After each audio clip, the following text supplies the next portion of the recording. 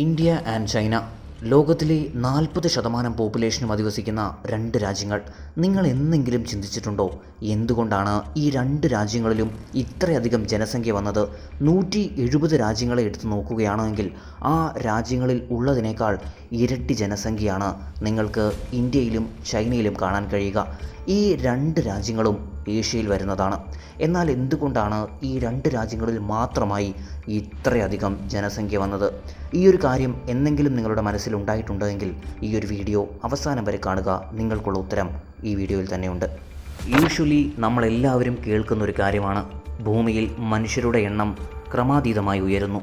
Population are back. We need to address much more aggressively the population part of the equation. If we keep ignoring this exponential population rise, nature will reduce human population for us. ഭൂമിയിൽ ജനസംഖ്യ വർദ്ധിക്കുന്നത് കൊണ്ട് ഭൂമി congested ആവുകയാണ്.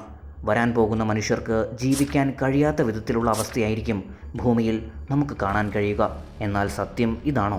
നിങ്ങളിപ്പോൾ സ്ക്രീനിൽ കാണുന്ന ഈ ഒരു മാപ്പാണ് വേൾഡ് പോപ്പുലേഷൻ മാപ്പ്. ഇതിൽ റെഡ് ഹൈലൈറ്റഡ് ഏരിയാസ് സൂചിപ്പിക്കുന്നത് പോപ്പുലേഷനാണ്. ഇനി നിങ്ങൾ അറ്റ് ദി ഓപ്പോസിറ്റ് സൈഡിലേക്ക് വന്നാൽ ഏഷ്യ എന്ന ഈ ഒരു കോണ്ടിനെൻറ്റിൽ ഈ രണ്ട് രാജ്യങ്ങളെ, അതായത് ഇന്ത്യയെയും ചൈനയും നിങ്ങൾക്ക് കാണാൻ കഴിയും. ഇവിടെ ഏകദേശം 270 കോടി ജനങ്ങളാണ് അധിവസിക്കുന്നത്. അതായത് വേൾഡ് പോപ്പുലേഷൻ്റെ ഏകദേശം 33% ജനസംഖ്യ. ഇത് ഏഷ്യ എന്ന ഈ ഒരു കോണ്ടിനെൻറ്റിലാണ് വരുന്നത്. നിങ്ങൾ തന്നെ ഒന്ന് ചിന്തിക്കുക, 195 രാജ്യങ്ങൾ, 7 കോണ്ടിനെൻറ്റുകൾ.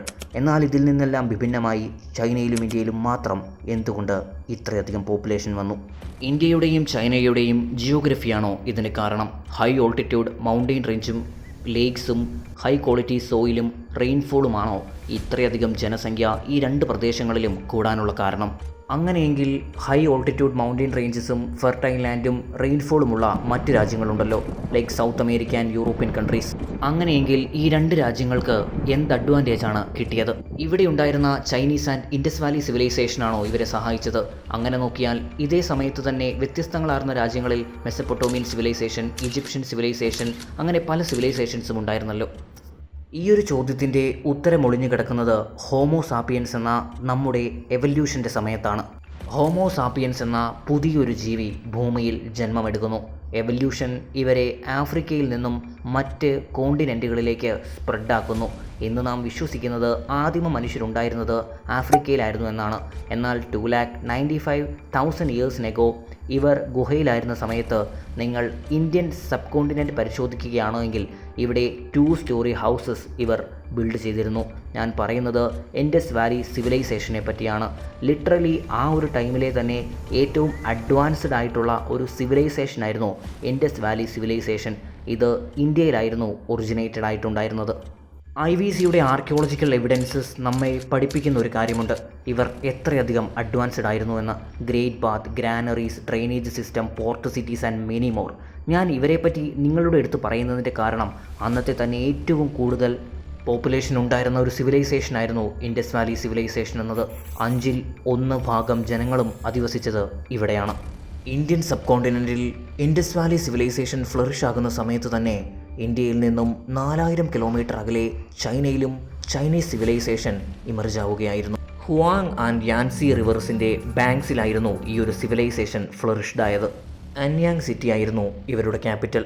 വളരെ ഇൻട്രസ്റ്റിംഗ് ആയിട്ടുള്ളൊരു കാര്യം, ഇൻഡസ് വാലി സിവിലൈസേഷനെ പോലെ തന്നെ ഇവരും വളരെ വലിയ തോതിൽ അഡ്വാൻസ്ഡ് ആയിരുന്നു. ഇവർ food, housing, military, water facilities തുടങ്ങിയ വ്യത്യസ്തങ്ങളാർന്ന കാര്യങ്ങൾ ബിൽഡ് ചെയ്തിരുന്നു. 60 മില്യൺ ആയിരുന്നു ഇവരുടെ ടോട്ടൽ പോപ്പുലേഷൻ എന്നത്. ഇതിനർത്ഥം ഈ രണ്ട് പ്രദേശങ്ങളിലും ആദ്യമായി ഒരു സിവിലൈസേഷൻ ഇമേർജായി. എന്നാൽ ഇത് കാരണമാണോ ഇവിടെ ഇന്നും ഇത്രയധികം പോപ്പുലേഷൻ ഉള്ളത്? ഓക്കെ, ഇതിന് ശേഷവും മറ്റ് സിവിലൈസേഷനുകൾ ലോകത്തിൻ്റെ വ്യത്യസ്തങ്ങളാർന്ന ഭാഗങ്ങളിൽ ഇമർജ് ആവുകയും ഡിക്ലൈൻ ആവുകയും ചെയ്തല്ലോ. എന്നാൽ ഈ രണ്ട് പ്രദേശങ്ങളിൽ മാത്രം എങ്ങനെ ഇത്രയധികം ജനസംഖ്യ സ്റ്റേ ചെയ്തു? ഇതിൻ്റെ ഒന്നാമത്തെ കാരണം ഹിമാലയൻ മൗണ്ടെയിൻ റേഞ്ചസും ചൈനയിലെ ചാങ്ബായി മൗണ്ടെയിൻ റേഞ്ചസുമാണ്. ഇവ രണ്ടും ഒരു നാച്ചുറൽ ബാരിയർ പോലെയാണ് ആക്ട് ചെയ്യുന്നത്. ഇന്ത്യയുടെ കാര്യമെടുത്ത് പറഞ്ഞാൽ ഹിമാലയൻ മൗണ്ടെയിൻ റേഞ്ചസ് നോർത്തിൽ നിന്ന് വരുന്ന എക്സ്ട്രീം കോൾഡ് സൈബീരിയൻ വിൻഡ്സിനെ പ്രിവെൻറ്റ് ചെയ്യുന്നു. അതുപോലെ തന്നെ ഇതേ മൗണ്ടെയിൻ റേഞ്ചസ് സൗത്തിൽ നിന്ന് വരുന്ന ട്രേഡ് വിൻഡ്സിനെ ഇന്ത്യയിൽ ക്യാപ്ചർ ചെയ്ത് നിർത്തുന്നു. ഇത് ഇന്ത്യയിൽ വളരെ വലിയ തോതിൽ മഴ പെയ്യാൻ സഹായിക്കുന്നു. ഇനി ചൈനയുടെ കാര്യം എടുത്തു പറഞ്ഞാൽ ചാങ്ബായ് മൗണ്ടെയിൻ റേഞ്ചസ് ഈസ്റ്റ് ഏഷ്യയിൽ നിന്ന് വരുന്ന മൺസൂൺ വിൻസിനെ ബ്ലോക്ക് ചെയ്ത് ഇവിടെ മഴ പെയ്യിക്കുന്നു. കൂടാതെ കോൾഡ് സെർബിയൻ വിൻസിനെയും പ്രിവെൻറ്റ് ചെയ്യുന്നു. അതായത് ഈ രണ്ട് കൺട്രീസിലും ജിയോഗ്രഫിക്കൽ ഫാക്ടേഴ്സ് വളരെയധികം ബ്ലെസ്ഡ് ആണ് ഇവരെ മുന്നോട്ട് കൊണ്ടുപോകാൻ. ഈ രണ്ട് രാജ്യങ്ങളും വളരെയധികം വാട്ടർ സഫിഷ്യൻ്റ് ആണ്.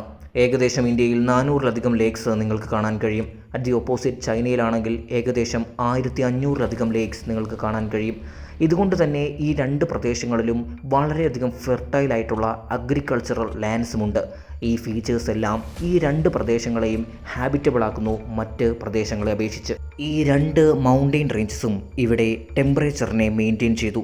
കുറേ ചൂടോ കുറേ തണുപ്പോ ഇല്ല, എക്സാക്റ്റ് ഹാബിറ്റബിൾ സോൺ. ഇന്ത്യയെയും ചൈനയെയും എങ്ങനെയാണ് ജിയോഗ്രഫി ബ്ലസ് ചെയ്തതെന്ന് ഇപ്പോൾ നിങ്ങൾക്ക് മനസ്സിലായിട്ടുണ്ടാകും. ഇവിടെ പോപ്പുലേഷൻ വരാനുള്ള ആദ്യത്തെ ഏറ്റവും വലിയ കാരണം ഈ രണ്ട് പ്രദേശങ്ങളുടെയും ജിയോഗ്രഫി തന്നെയാണ്. ഇതിനു പുറമെ റിവർ ബാങ്ക്സിൽ സെറ്റിൽഡ് ആയിട്ടുള്ള ആളുകൾ പുതിയ തരത്തിലുള്ള ഒരു ഡൊമസ്റ്റിക്കേഷൻ ആരംഭിച്ചു.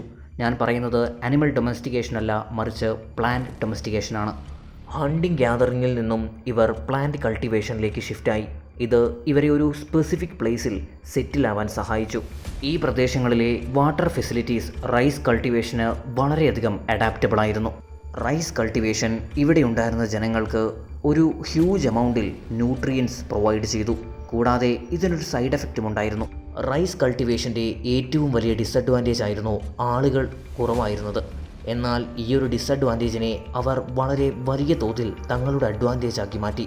അതായത് കൂടുതൽ റീപ്രൊഡ്യൂസ് ചെയ്യാൻ തുടങ്ങി അവരുടെ അഗ്രികൾച്ചറൽ ആക്ടിവിറ്റീസിനായി. അങ്ങനെ സർപ്ലസ് പ്രൊഡക്ഷൻ ഉണ്ടായി. അഗ്രികൾച്ചറൽ സെറ്റിൽമെൻറ്റിൽ നിന്നും വ്യത്യസ്തമായി ഇവർ ട്രേഡിംഗ് ആരംഭിച്ചു. വ്യത്യസ്തങ്ങളാർന്ന സിവിലൈസേഷനുകളുമായി ഇവർ ട്രേഡ് ചെയ്തു തുടങ്ങി. ഇന്ന് ഈ രണ്ട് സിവിലൈസേഷനുകളുടെയും ആർക്കിയോളജിക്കൽ എവിഡൻസസ് നിങ്ങൾ പരിശോധിച്ചാൽ ഇവരുടെ ആർട്ടിഷൻ സ്കിൽസിനെ നിങ്ങൾക്ക് കാണാൻ കഴിയും. ഇത് ഈ ഒരു അർബൻ സെറ്റിൽമെൻറ്റിലേക്ക് ഇവരെ വഴിമാറ്റിയെന്ന് നമുക്ക് പറയാൻ കഴിയും. അതായത് ഒരു ഡോമിനോ എഫക്റ്റ്. ഇൻഡസ് വാലിയിലെ പോർട്ട് സിറ്റീസ് നിങ്ങൾ പരിശോധിച്ചാൽ നിങ്ങൾക്കൊരു കാര്യം മനസ്സിലാകും. അതായത് സിൽക്ക് റൂട്ടിൻ്റെ ആരംഭമുണ്ടായത് ഈ രണ്ട് സിവിലൈസേഷനുകളിൽ നിന്നുമാണ്. ചൈനയിൽ തുടങ്ങി ഇന്ത്യയിലൂടെ മുഴുവൻ യൂറോപ്പിലേക്ക്. ആ ഒരു സമയത്ത് ഏകദേശം 50% വേൾഡ് എക്കണോമിക് GDPയുടെ കോൺട്രിബ്യൂഷനും ഇവിടെ നിന്നായിരുന്നു. എങ്ങനെയാണ് അഗ്രികൾച്ചറും ട്രേഡും ഇന്ത്യയിലും ചൈനയിലും വളരെ വലിയ തോതിൽ പോപ്പുലേഷൻ ഗ്രോ ചെയ്യിച്ചതെന്ന് നിങ്ങൾക്കിപ്പോൾ മനസ്സിലായിട്ടുണ്ടാകും. ഈ ഒരു ഗ്രോത്ത് മറ്റ് സിവിലൈസേഷനുകളെ ഈ റീജിയനിലേക്ക് അട്രാക്റ്റ് ചെയ്തു. അവരും ഇവിടെ വന്ന് ട്രേഡ് ചെയ്യാൻ ആരംഭിച്ചു. അങ്ങനെ ഇന്ത്യയിൽ 200-ലധികം ഇൻവേഷൻസ് നടന്നു. എന്നാൽ ചൈനയിൽ വെറും 5 ഇൻവേഷൻസ് മാത്രമാണ് മേജറായി നടന്നിട്ടുള്ളൂ. പിന്നീട് ഗ്രേറ്റ് വാൾ ഓഫ് ചൈന എല്ലാ രീതിയിലുമുള്ള ഇൻവേഷനിൽ നിന്നും ചൈനയെ പ്രൊട്ടക്റ്റ് ചെയ്തു. ഇന്ത്യയെ അപേക്ഷിച്ച് ചൈനയ്ക്ക് അവിടെ വലിയൊരു അഡ്വാൻറ്റേജ് ലഭിച്ചു. അതായത് ഇവരുടെ പോപ്പുലേഷൻ ഗ്രോത്ത് എന്നത് സ്റ്റേബിൾ ആയിരുന്നു ഇന്ത്യയെ അപേക്ഷിച്ച്. ഫോറിൻ ഇൻവേഷൻസ് ഇന്ത്യയിലെ പോപ്പുലേഷൻ മാത്രമല്ല ഇക്കോണമിയെയും വളരെ വലിയ തോതിൽ തകർത്തു. എസ്പെഷ്യലി ബ്രിട്ടീഷേഴ്സിൻ്റെ ടൈമിൽ. നിങ്ങൾ എല്ലാവരും ബംഗാൾ ഫെമൈനെ പറ്റി കേട്ടിട്ടുണ്ടാകും. ഇന്ത്യയിലെ 1/3 പോപ്പുലേഷനും ഈ ഒരു സമയത്താണ് വൈപ്പ് ഔട്ടായത്. ഈ ഒരു അവസ്ഥ ഇന്ത്യയുടേത് മാത്രമായിരുന്നില്ല. 14th സെഞ്ച്വറിയിൽ യൂറോപ്പിനെ നിങ്ങൾ നോക്കുകയാണെങ്കിൽ ഇവിടെ ബ്ലാക്ക് ഡെത്ത് എന്ന ഒരു വളരെ അപകടകരമായ പാൻഡമിക് പടർന്നിരുന്നു. 60 മുതൽ 80 മില്യൺ ആളുകളെ ഇത് കൊന്നു. കൂടാതെ മിഡിൽ ഈസ്റ്റിൽ ജിംഗിസ് ഖാൻ്റെ ഇൻവേഷൻ മൂലം 10 മില്യണിലധികം ആളുകൾ കൊല്ലപ്പെട്ടു. ഇറാനിലുണ്ടായിരുന്ന പേർഷ്യൻ സിവിലൈസേഷനിലെ 90%-ലധികം ജനങ്ങളെ ഇദ്ദേഹം കൊന്നുകളഞ്ഞു. എന്നാൽ ഇന്ത്യയിലേക്കുള്ള മംഗോൾ ഇൻവേഷൻ അത്ര സക്സസ്ഫുൾ ആയിരുന്നില്ല. Middle eastern and European countries തങ്ങളുടെ പോപ്പുലേഷൻ റിക്കവർ ചെയ്യുന്ന സമയത്താണ് അലക്സാണ്ടർ ദി ഗ്രേറ്റിൻ്റെ ഇൻവേഷൻ നടക്കുന്നത്. 3 മുതൽ 4 ലക്ഷത്തിലധികം ജനങ്ങളെ ഇദ്ദേഹത്തിൻ്റെ ഇൻവേഷൻ ഇല്ലാതാക്കി. എന്നാൽ ഇദ്ദേഹത്തിനും ഇന്ത്യയുടെ ബോർഡർ വരെ വന്നിട്ട് തിരിച്ചു പോകേണ്ട അവസ്ഥയായിരുന്നു. അതായത് ഈ രണ്ട് ഇൻവേഷനുകളും ഇന്ത്യയുടെ പോപ്പുലേഷനെ എഫക്റ്റ് ചെയ്തിരുന്നില്ല. വേൾഡ് വാറിൻ്റെ കാര്യം എടുത്തു പറഞ്ഞാലും അത് യൂറോപ്യൻ രാജ്യങ്ങളെ എഫക്റ്റ് ചെയ്തതുപോലെ ഇന്ത്യയെ എഫക്റ്റ് ചെയ്തിരുന്നില്ല. വേൾഡ് വാർ ഫസ്റ്റിലും സെക്കൻഡിലും പല ഇന്ത്യൻ സോൾജേഴ്സും മരണപ്പെട്ടു. എന്നാൽ യൂറോപ്പായിരുന്നു ഇതിൻ്റെ പ്രധാന കേന്ദ്രം. ഈ റെഡ് ഹൈലൈറ്റഡ് ഏരിയാസാണ് ഏറ്റവും കൂടുതൽ വേൾഡ് വാറിൽ ഇൻവോൾവ്ഡ് ആയിട്ടുണ്ടായിരുന്നത്. അതായത് യൂറോപ്യൻ നേഷൻസ്. അറൗണ്ട് 90 മില്യൺ ആളുകളാണ് വേൾഡ് വാർ 1നും 2നും ഇടയിലായി യൂറോപ്പിൽ മരണപ്പെട്ടത്. ഇതിൽ ഏറ്റവും അധികം ഇൻട്രസ്റ്റിംഗ് ആയിട്ടുള്ളൊരു കാര്യം, ഇന്ത്യയിലും ചൈനയിലും ഇൻവേഷൻ നടന്ന സമയത്ത് ഇവിടെ സ്വർണത്തിന് വേണ്ടി എത്തിയിട്ടുള്ള ആളുകൾ ഇവിടെ സെറ്റിലാവാൻ തുടങ്ങി. അതായത് നിങ്ങൾ ഇന്ത്യൻ ഹിസ്റ്ററി തന്നെ നോക്കുകയാണെങ്കിൽ ഡൽഹി സൽത്തനേറ്റിനെയും മുഗൾ അമ്പയറിനെയും നിങ്ങൾക്ക് കാണാൻ സാധിക്കും. ഇവരുടെ വരവ് ഇന്ത്യയുടെ പോപ്പുലേഷനെ സ്റ്റേബിളാക്കി. കുറച്ചുകൂടി ഇന്ത്യയെ ബെറ്ററാക്കാൻ ഇത് സഹായിച്ചു. നിങ്ങൾ 1750 ബ്രിട്ടീഷ് റെക്കോർഡ്സ് പരിശോധിച്ചാൽ ബ്രിട്ടീഷുകാർ ഇവിടെ എത്തുന്ന സമയത്ത് ഇന്ത്യയുടെ കളക്റ്റീവ് പോപ്പുലേഷൻ എന്നത് 170 മില്യൺ ആയിരുന്നു. ജാപ്പനീസ് ആൻഡ് ബ്രിട്ടീഷ് ഇൻവേഷനും ചൈനയിലെ പോപ്പുലേഷനെ ഗ്രോ ചെയ്തു. അതായത് അവിടെ നിന്ന് വരുന്നവർ ഇവിടെ സ്റ്റേ ചെയ്യാൻ തുടങ്ങി. ഗ്രീൻ റവല്യൂഷനും വൈറ്റ് റവല്യൂഷനും ഇന്ത്യയിലെ പോപ്പുലേഷൻ ഗ്രോത്തിനെ വളരെയധികം സഹായിച്ചു. ഓൾറെഡി ഒരു അഗ്രേറിയൻ എക്കോണമി ആയിരുന്നു, കൂടുതൽ പോപ്പുലേഷനും ഉണ്ടായിരുന്നു. കുറേ അഗ്രേറിയൻ ഫീച്ചേഴ്സ് വീണ്ടും പോപ്പുലേഷനെ കൂട്ടി. എന്നാൽ യൂറോപ്യൻ കൺട്രീസിൽ ഈ ഒരു ടൈമിലാണ് ഇൻഡസ്ട്രിയലൈസേഷൻ വന്നത്. ഇത് ഇവരുടെ ഓൾറെഡി കുറഞ്ഞിരിക്കുന്ന പോപ്പുലേഷനെ വീണ്ടും കുറച്ചു. ഇതുവരെ നിങ്ങൾ ഈ ഒരു വീഡിയോ കണ്ടിട്ടുണ്ടെങ്കിൽ എൻ്റെ ഈ ഒരു ചോദ്യത്തിന് ഉത്തരം പറയുക. പോപ്പുലേഷൻ ഇന്ത്യയുടെ സ്ട്രെങ്ത് ആണോ അതോ വീക്ക്നെസ് ആണോ? നിങ്ങളുടെ അഭിപ്രായങ്ങൾ കമൻറ്റുകളായി രേഖപ്പെടുത്തുക.